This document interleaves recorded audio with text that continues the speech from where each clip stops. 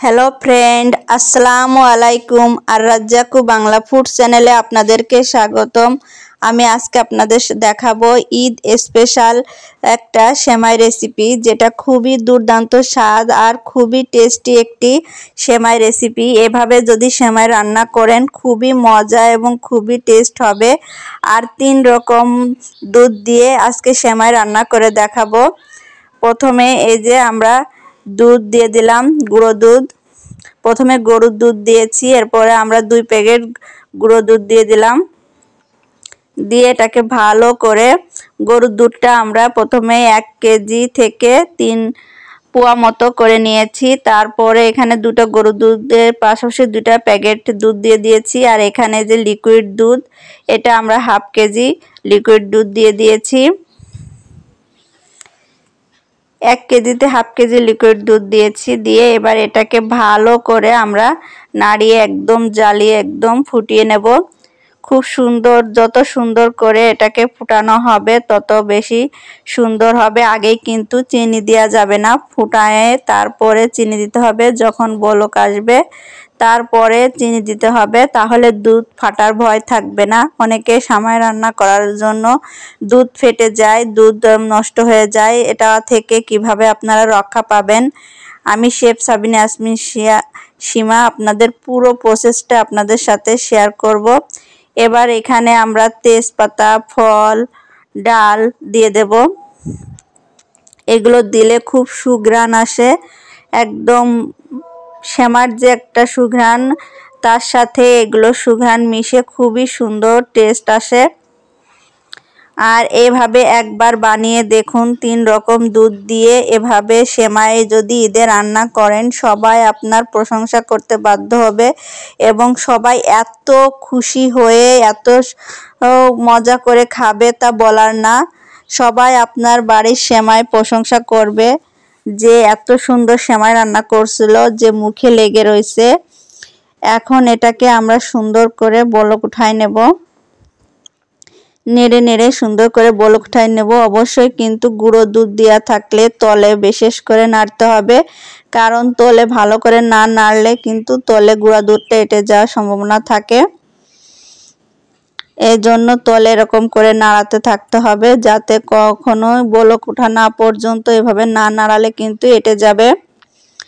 আর কখনোই আপনারা বলক উঠে পুরো পরিপূর্ণভাবে দুধটা সিদ্ধ না হওয়া পর্যন্ত চিনি দেওয়া যাবে না, তাহলে কিন্তু চিনি ফেটে যায় এবং দুধটা ফেটে একদম দুধটা ছানা কেটে যায়। অনেকে কিন্তু এটা জানেন না, এজন্য কিন্তু দুধটা ফেটে যায়। এবার সামান্য একটু লবণ দিয়ে দেব। লবণটা দিয়ে আবারও দুধটা সুন্দর করে আমরা জাল তুলে নেব। দিয়ে দুধটা যখন সুন্দর এই যে বলক উঠে যাবে, যখন একদম পারফেক্ট ভাবে বলক উঠে গিয়েছে এখন সুন্দরভাবে দুধটা, এবার আমরা চিনি দিয়ে দেব। চিনিটা আমি এখানে 2 চামচ দেব, এখানে গোল চামচের 2 চামচ চিনি দেব। আপনারা আপনাদের পছন্দ মতো, কেউ মিষ্টি কম খায় কেউ বেশি খায়, সেই অনুপাতে আপনারা দেবেন।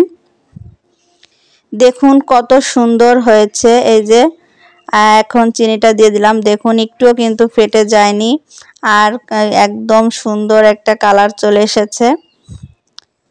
এভাবে কিন্তু 3 প্রকার দুধ দিয়ে সেমাই রান্না করলে আপনার প্রশংসা করতে সব বাধ্য হবে।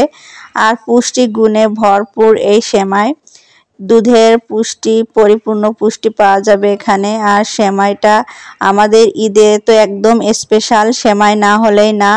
সেমাই প্রত্যেকটা বাড়িতে সেমাই রান্না করা হয় ঈদে, আর যদি ঈদে এইভাবে স্পেশালভাবে সেমাই রান্না করা হয়, সবাই আপনার প্রশংসা করবে আর বলবে, ভাবি কিভাবে সেমাই রান্না করছেন, আমাকে একটু বলেন, আমরা সেভাবে রান্না করব।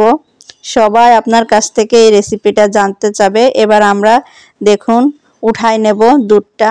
কখনোই কিন্তু আমরা দুধে এই যে জাল দেওয়ার পর এর ভিতরে কিন্তু আমরা সেমাই দেব না। এবার কিন্তু আমরা সেমাইটা পুরো দুধটা ঢেলে নেব। এই যে আমি পুরো দুধটা ঢেলে নিয়েছি। নেওয়ার পরে এবার এখানে আমরা গরম দুধে এইখানে এবার আমরা সেমাই দেব। অবশ্যই কিন্তু চুলোর পাড়ে অবস্থায় সেমাই দেওয়া যাবে না, তাহলে কিন্তু সেমাই কেটে যাবে, দুধ কেটে যাবে, সেমাই আর দুধ আলাদা আলাদা হয়ে যাবে। এদিকে খেয়াল রাখতে হবে। এই কিছু টিপস ফলো করলে কিন্তু আপনার সেমাই রান্না খুবই পারফেক্ট এবং খুবই মজাদার হবে। এবার এই যে আমরা সেমাইটা দিয়ে দেব। দিয়ে সেমাইটা দেওয়ার পর আমরা কিছুক্ষণ অপেক্ষা করব, তাহলে কিন্তু আমাদের সেমাইটা রান্না হয়ে যাবে।